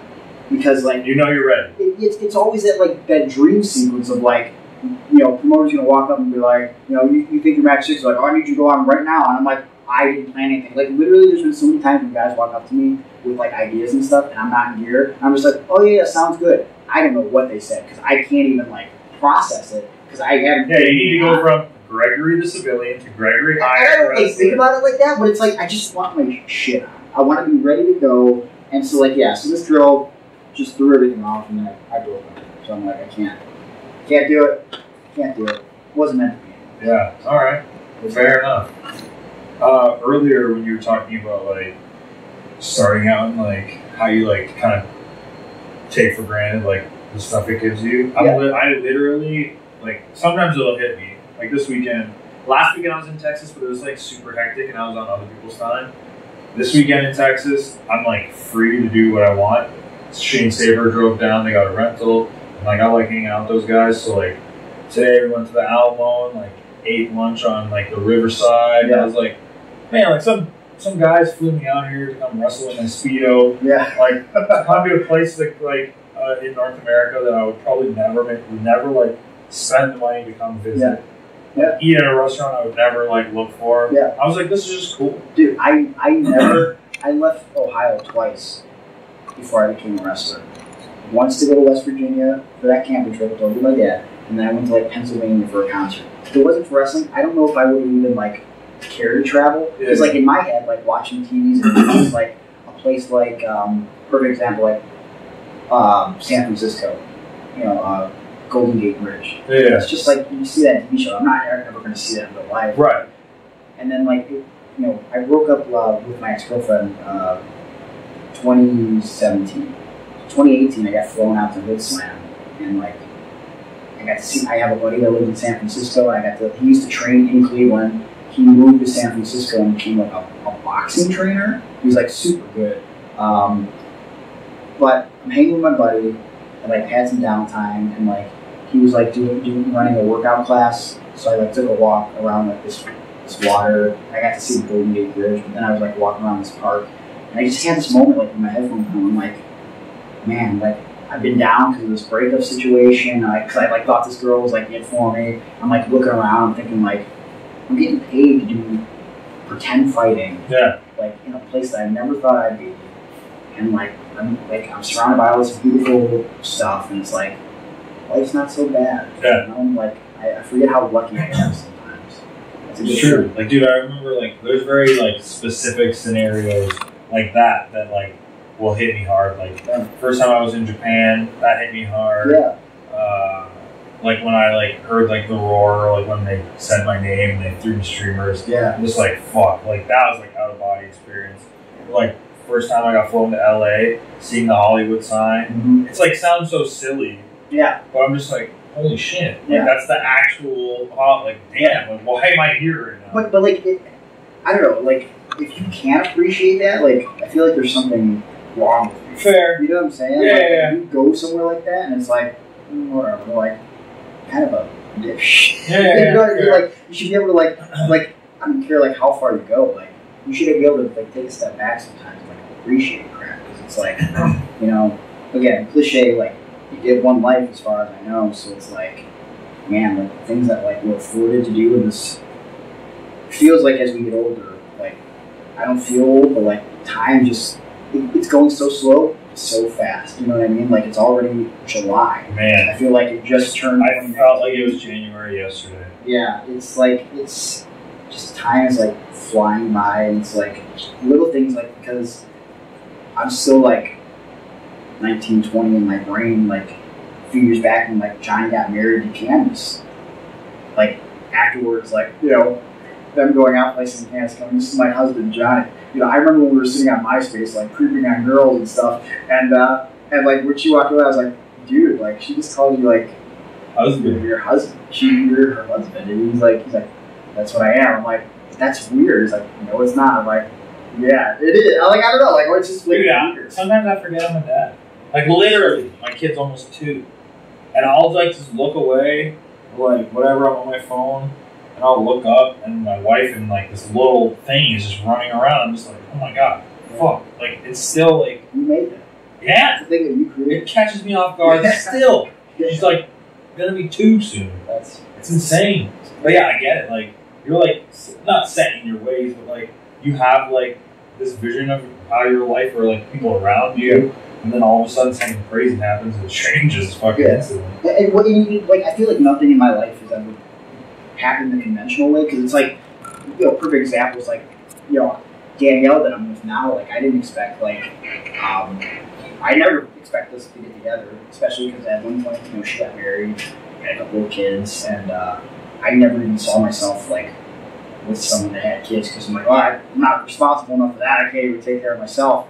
And then, you know, the first time I went out with Danny, I just felt this connection that I hadn't felt since married. You know, I'd gone out with other chicks and like it was almost like going through the motions, but I thought like marriage was it. So when I met Danny, there was that part of me like, well, she's got kids, but then I was like, how can I like deny this feeling, right? Like, why don't I give this a shot? And like, you know, I fell in love with her, and like I fell in love with the kids, and it's like it just feels like so natural and normal. And like I think in my ideal scenario, I mean, no one like plans like one day I'm gonna date a few people, and then I'll date someone that has kids, and then like I'll marry that person. Like the kids won't technically be mine. Like no one lays out a scenario like that. So in my head, I'm like, I'm gonna meet someone, like you know, we'll fall in love, we'll get married, then we'll have like kids. But it's like when I started looking at it like for what it is, I'm like, this makes perfect sense because nothing I do ever makes any sense. And it's like, you know what I'm saying? Yeah. And like even to the, like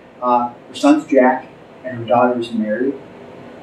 The same as my ex-girlfriend that I was madly in love with. And at first, like, even knowing that, I was like, oh, I don't know about, like, that's too weird. But then I was like, I had to think in terms of, like, perspective. You know, like, I talk about that, like, in speeches all the time. It's like the power of perspective. It's like, you know, it can make the world shift around you, right? Like, depending how you look at it. Sure. Like, you can call something hard, or you can call it challenging, you know? You know what I'm saying? Like, it's like two different ways to look at things. So it's like, I took that idea of, like, now I have this daughter named Mary as like maybe this name was meant to take on a new meaning in my life. You know what I'm saying? Like still just as important, but like a different meaning. So it's like I don't know, man. Like I did envision it going this way, but like I wouldn't change it for anything.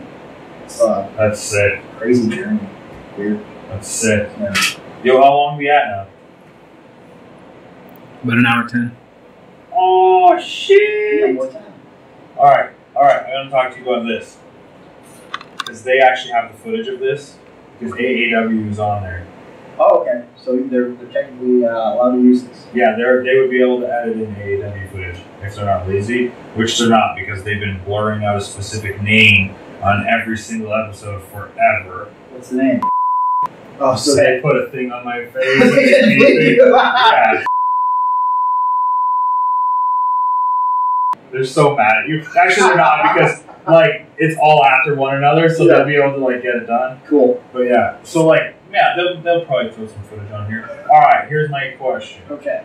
How nervous were you when you did that promo with Brian Cage and you pretty much told him that he's on steroids? So here's how it went down. So I only met Brian once through this. It was I don't even think we talked. It was probably like high and by. So here's how it went down. Me and Danny, we've always had a love-hate relationship. Danny runs AEW. So, and I'm going to tell like it is publicly here. Danny, you since text me, and I think we're on good terms, all right? But in general, I'm not going to bullshit here. You know. We don't do these for bullshit. Yeah. We do. So we do want the dirt, too. I will always be indebted to AEW in some way because Same. That's where, you know, I remember Danny. I think Danny thought I sucked up until the CM Punk thing because I remember I would do dark matches. Yeah, we'll talk about that too. Okay, I did dark matches because I'd come with Johnny to Chicago and Danny would throw me on and then he would pull me aside and be like, all you do is clotheslines for your comeback. Well, I'm like, what are you talking about? He was just like, very like, can I do something besides clothesline? I'm like, all right, man. And so like I was always in a pre-show. And then I honestly think, I never asked Colt specifically how the conversation went down.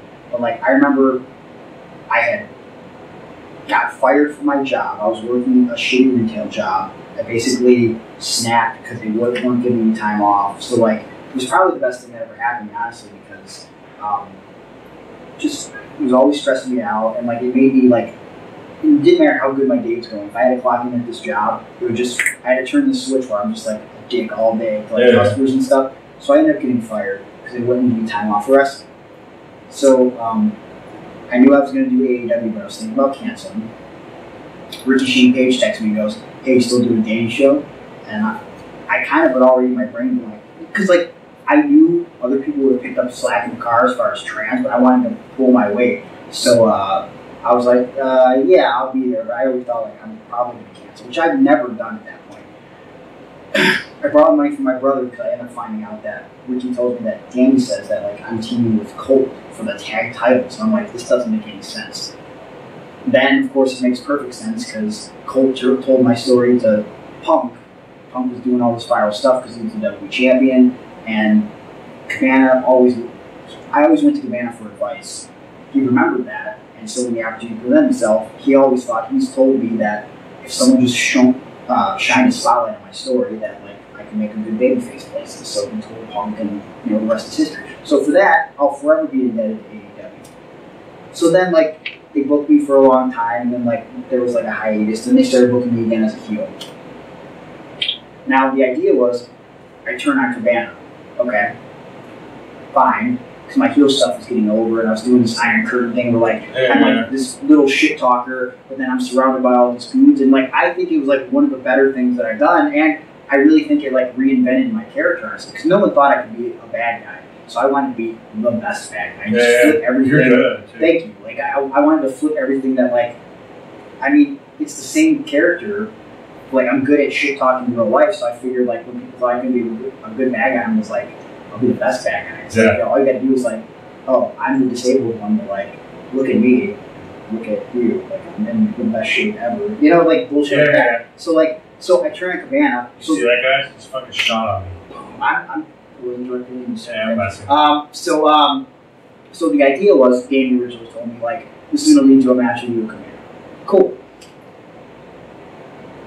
Now the booking was me, Ricky, as Christian Faith under a mask because Danny doesn't think that Ricky can get over without a mask on, which is hilarious to think about now. So it's like one of my top guys. He's a top guy everywhere he goes. He gets over. Like, there's something about Ricky that, like, people are just accept it. Yes. So who cares? We don't need to understand it. So he wouldn't even give Ricky a chance without the mask. So he's Christian faith. I have Dick Justice with me, and I have Ben. Okay.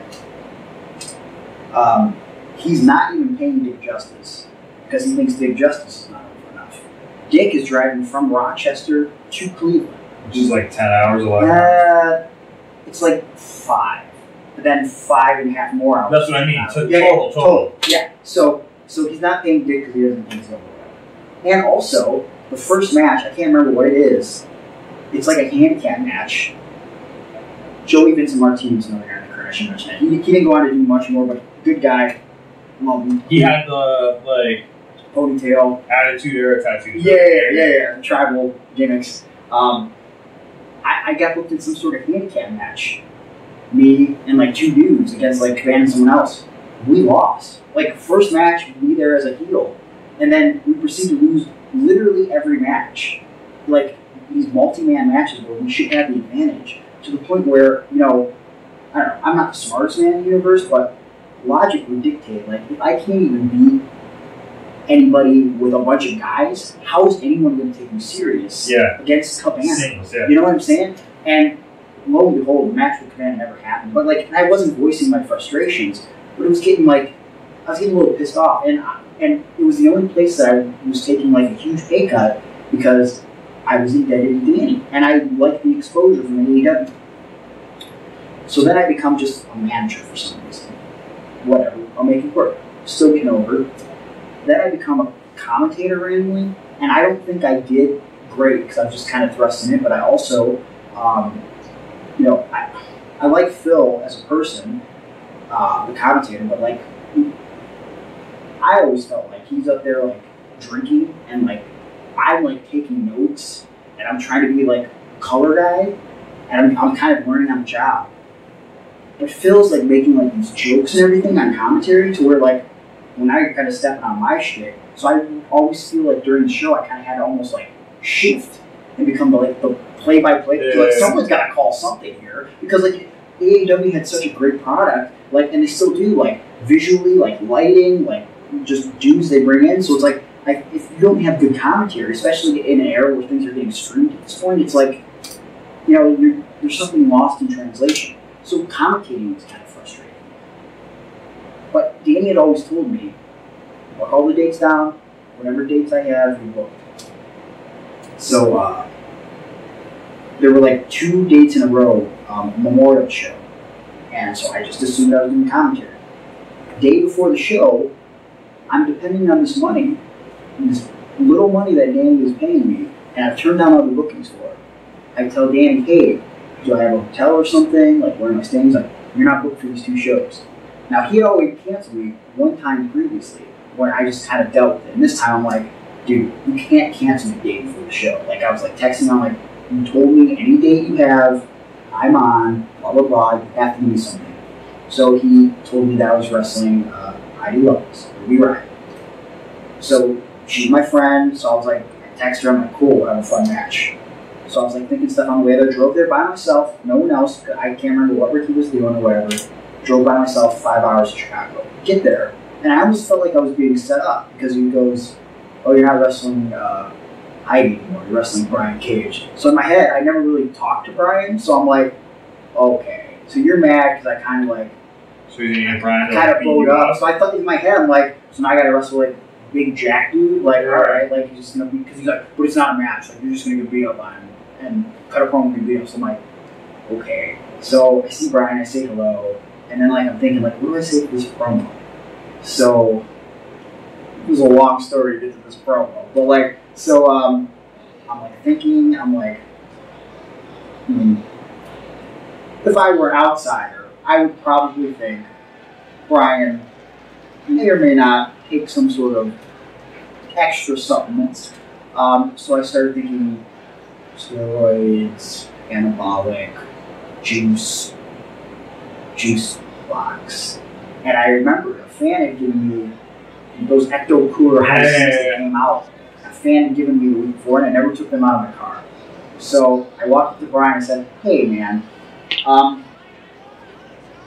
have an idea what I want to say. Would you be okay if I say this?" And I kind of gave him a general idea of what I was going to say. He's like, "Yeah, that's fine." So I'm like, "All right." But I was like really going to go in on the promo, right? So I went to my car and got these juice boxes. So I uncharacteristically come out from the promo with this juice box. And I'm like sipping on it like an asshole. And I'm like talking trash. Brian Cage never met me. I'm Gregory, blah, blah, blah. I say something that, like, I didn't tell him this part outside. I used to go, you know, like, you and I, like, we have a lot in common, you know. I have a physical disability. Clearly, by the way you style your hair and groom your facial hair, you have a mental disability. And the crowd's like, whoa, like, just be a real dick. And I'm like, you should just lay down for me, you know, like, just make this easy, and I can advance in this tournament. You won't do it. So I keep sipping on this juice box, and I go, my apologies. How rude of me. Like, here I am with this juice box, and I didn't bring one out for you. But, you know, I take a good look at you in the back, and I thought to myself, well, this guy's got enough juice in him to last him a lifetime. And the crowd, like, they take so much, because it's like, it's one of those things where it's like, we all want to say it. We all want to say it. We're not going to say it, right? Yeah. And so, like, and so the best part is calling the spot with Brian in the back, because it's supposed to be one move, okay? And we all know how Brian is, Mr. Get My Shit, right? Yeah. So I go, yeah, you're supposed to do one thing and take it out. Like, what do you want to do? He's like, probably do a discus lariat. I'm like, cool. I go to walk away. He goes, and then, because he fucked you up. Those power bombs were the greatest power bombs I've ever seen. So then he's like, and then I'll do a power bomb. I'm like, okay. And he goes, and then another power bomb, probably 3. I'm like, in my head, I'm like, okay, and I'm thinking to myself, James trying to get this dude, like, literally kill me. And after I say the stuff I'm going to say, he probably will. He's like, and then an F5, and I'm like, in my head, I'm like, Jesus Christ, okay. And then he says, and then probably a Steiner screwdriver. And I'm like, in my head, I'm like, fuck no. But then I'm like, okay. And so then literally, I even joking to my girlfriend Mary, like, I'm going to die before I'm 30. And I'm creeping up on 30. I'm like 29 at this point. I literally walked away and I was like, I started pulling up videos of the Steiner screwdriver because I know it's dangerous, and I'm just watching Steiner murder people on YouTube with this thing. I'm like, I'm going to get my neck broken, like right now. So literally before we go through the curtain, he goes, hey, if we don't need that Steiner screwdriver, I won't do it. So I'm like, cool. And so I thought to myself, I'm going to sell the fuck out of that F5 so he does not touch me. So I say the juice box thing, he murders me with the clothesline, murders me. Like, I've never felt someone so powerful when picking me up for a power bomb. Dude, it was like, I was already talking. I pray that they put the clips in, because, like, people have matches that, like, get, oh my god chants, holy shit chants, this is awesome chants. Yeah. And I'm sure in the moment I'm like, wow, this is really good. I don't remember what the fuck match it was. I will never forget that segment. Yeah. And the fucking physical, like, yeah, he grabbed me, just disappeared. Dude, it made no sense. You bounced off the ground and then magically just got flinged up, 3 like power a baby on his shoulders. 3 power bombs and just went whoop, and I was like up for an F5. But here's the thing: so as he's picking up for the F5 or for the power bombs, rather, I feel the power. So much that, like, I'm already talking, but, like, as he gets me at the top, he's already going down. I tucked, like, not my head, my body, because if I would have, I would have got concussed. So, like, power bomb, F5, and I just okay, I die. And so he doesn't touch me. And as I get dragged away, I do, like, the Vince McMahon dead, and then, like, just so the crowd knows, I, like, give the old middle finger and gets a nice pop, whatever. And then I think he did a match with ACH. After the fact, I find this out from a good friend of mine who talked to Brian. Because Brian seemed to be after, and I love Brian. Brian seemed to be after, like, I thought you were knocked out, bro. And I'm thinking to myself, yeah, you thought I was knocked out because I still so good, you know, I'm getting with that Steiner screwdriver. I'm like, yeah, man, like, I was fine, you know. So then, like, a few weeks later, a friend of mine says, yeah, I was talking to Brian, like, I thought you were knocked out after all that stuff. I was like, yeah, he told me, man, because I was selling so good. He's like, yeah, he thought, like, after that discus lariat, like, you were done. I was like, and then he gave you all those moves? And I was like, what? So, like, literally, I'm going to text him about this. So he thought he knocked me out. And he's like, still gotta get my shit in. Right? And so I was like, that's unbelievable. Because like, if I would have been unconscious, I would not be having this interview right now because he would have still done those power bombs. Whiplash. Tragically passed away. Yeah, tragically passed away. But let me finish this Danny part because I think this is very important. So like, I don't remember what was on the rest of the show. I just know that the feedback that I got from that segment, I felt like it was the most over thing on the show. Yeah, it was the show had a weird vibe that day. Well, because like people weren't caring about like memorial show, man. You know what I mean? Like I think like people wanted like they wanted to get caught up in something. You know what I mean? Because like it was sad. It was a sad situation. So he like booked me out of the kindness of his heart for like 1 day instead of 2, and I did it with Brian, which I thought was super over. And I thought that was a testament to me, like, yo, you almost canceled me.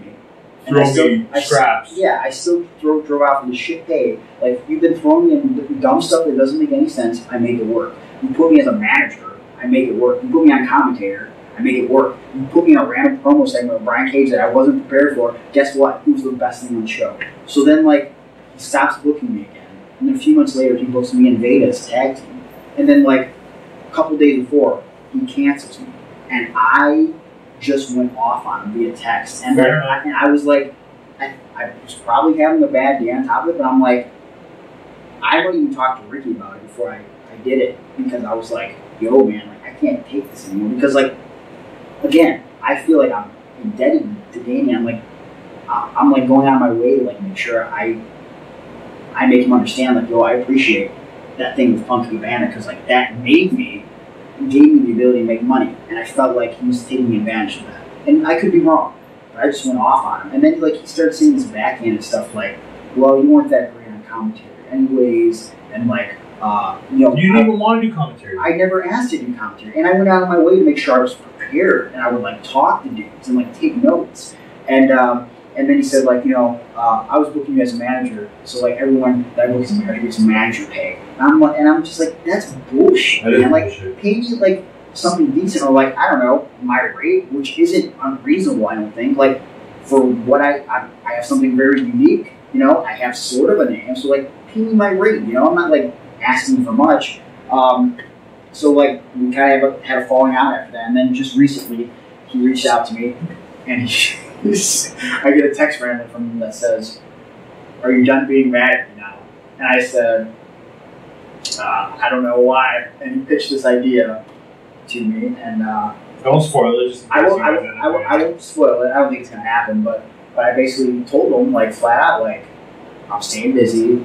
I'm working for freelance all the time, and like he has this weird thing where like he doesn't let guys. Don't even get me started on that. No, I think it needs to be said because I think it's kind of crap when it's like, yo, some of us are making decent money, but I feel like on the indies, like, there are very few of us getting, like, rich. Yeah. So, like, if I could do a show for children in rich. Chicago, like, I don't think that the average fan looks like, well, I could see this guy freelance, so I'm not going to go to AAW. Like, I think if you're a diehard, you'll go to both if you have the money, right? Yeah. Regardless, he has this dumbass rule where it's like, if you work anywhere else in Chicago, or, like, within so many miles, like, you can't work for them. So I just laid out, like, yo, I committed to the Knicks for freelance. And he texts back like, well, I know Knicks doesn't book any out-of-towners. And I like screen cap like the calendar, like every date that I had. I'm like, I have all the dates. I'm not canceling these. And I'm the champion and from Canada. But, oh, you? Yeah. Oh, well, yeah. So, but like, no out-of-towners. What the fuck? Yeah. So like, yeah. So whatever his rambling was. So like, I just basically told him I'm not canceling my dates out of respect for Knicks. You need to pay me my rate. None of this. If you want me to be a manager, you pay me this much. And then I gave him the same price for being a wrestler and the same price for commentator. I said, if you're okay with that, I'll work for you. He said, well, maybe we can work something out in the future. And like, you know, and I kept it cordial. I was like, yo, I want you to know I appreciate everything you've done and blah, blah, blah. And thank you for reaching out to me. So like, I think we're on good terms now, but it's just like, you know, like, I'm at a point, 13 years, it's like, I like Danny. He's done stuff for me, but like, don't fucking disrespect me. You know Plus, it's just business too. Like, it's business, man. Everyone's got to come to a point where it's just like, yo, at the end of the day, like, I'm never gonna see you unless you pay me to come hang out. So why do we have to have this weird relationship? Why can't it just be like, if you want me to come do this thing that you're writing, pay pay me and I'll come do it. Yeah. And, or find someone else to do it. Yeah, and you know, like when I was starting out, like getting paid like $5 or $10 or $20, like whatever, like I'm paying my dues, right? But like, and this doesn't just go for Danny, like anybody, like when they reach out to me for a booking, and I'm sure you've got it, we're like, I can give you like $30, and I'm like, it's insulting. Like if that's the number you think I work for on a regular basis, and you see my stuff on YouTube, and I'm on these streaming sites, and I'm like doing podcasts with like pretty notable people, like you think I'm working for $30, like that's insulting, dude. Like, don't even approach me. Like it's just. It took me a very long time to be able to say no. Yeah. Even in recent life. Yeah. Just because I always thought if I wasn't busy, I wasn't successful. Yeah, I got so that. like I would freak out if I didn't have a Friday, Saturday, Sunday. Yeah. So yeah, but no, now maybe it's because I have a kid and like I prefer being home now. Yeah. Or like it's this or nothing. Like Yeah. I'm not gonna go broke. I'll be fine. Yeah. I would rather just stay at home. Yeah. Which is once you reach that point, I feel like it also like changes your mindset and like the way you like see yourself. You're like turning yourself into like a business. For sure. So. And that's important because there's so many guys in the wrestling business. It's usually the worst guys. You know, guys are like, yo, in this business. You'll never hear me say that. Yo, you'll we're never. In this business. Like the guys that say, in a promo. Yeah, the guys that say this business are usually the guys who like don't know that the meaning of business is like, yo, you have to like make money at a business, right? So like most of those dudes don't treat this and work with other people to achieve the same goal. Yes, like it's like I don't know, like at the end, like I love wrestling, right? And I'm grateful for the opportunity I've been afforded. But I'm at a point now where like this is also my job. So like I don't know, like if you worked, if you worked at McDonald's, like and your boss was like, hey, I know you have Saturday off, but could you come in and do this shit for free? No. Why would I ever do that? You know what I'm saying? Like so like. I don't know, like if you're gonna come at me with just like weird rates and like stipulations, it's just like it's a business. Like, well, you don't love the business as much as I do. Like, yes, I do. I probably love it more because I respect it. I want to get paid for my craft and like make money and like continue to like grow and flourish and help other dudes. All right, I'm gonna leave you with this analogy. This is how we're gonna wrap this up. Okay. You're playing a match. Some guy pitches you a move. For sure, it's gonna kill you. 100%. Yeah. You know for a fact. Okay. Gonna end terribly. You say no, and then you get the fucking eye roll and the all fucking lazy or big name or whatever comment, right? I don't do that. Now, you're at work. You work at McDonald's. Your boss goes, hey, Greg, you're on the fries today. You go, all right, no problem. He goes, you got to do it with no shoes and your shirt off. And you go, don't you think I might get burned? Yeah. And he goes, don't you love this fucking business? Okay, yeah, that makes sense. Fuck that! Well, why would you do that? I gotta show up to work the next day too. No, I would do that if I worked at McDonald's just to make people feel uncomfortable when they walk in. Oh my god, imagine some dude just in pants, only pants, just flipping fries or whatever. Flipping fries. Anyways, I know. But yeah, I wouldn't turn down it with a no though. If someone pitched an idea, you got to do the old. I like that. Nope. I'm over it. But then I go away because sometimes for me I need like a second to process. And I'm like I know I have a better idea than I'm like that's a good thing that you pitched there. But like what if we do this? You do that. I save energy now. I'll just straight up go. Yeah, I'm not doing that. No. Why? Why do you have to? No. Are you going to force me? No. So just take my answer because you're not getting a different answer. That's it. I'll never give you that move. I promise. No. Ever. Yeah. Oh, this was fun. Yeah, it's good. I hope I was entertaining. Well, give them a closing. Anything you want people to hear, your social media, anything you want to plug, anything you want to sell. You can find me just by Googling Gregory Iron is the easiest thing to do. So all my social media will come up. That would be Facebook.com/The Handicapped Hero, Twitter @Gregory Iron, Instagram @Gregory_Iron because some asshole took mine's the same. Instagram. Mine's the same. Yeah, @official ego and @official_ego. Some idiot who is never on Instagram has Gregory Iron. So what a dipshit. So yeah, that's the social media that I'm on, and I have a website too, Gregory-Iron.com, where it's you can book me for wrestling. I also do keynote speaking engagements and seminars and workshops with kids, sometimes by myself, sometimes with Zach Cowan. With all that good stuff. That's that. Thanks for watching Egos Amigos. Best $9.99 in the biz. I love you, Eddie Kingston.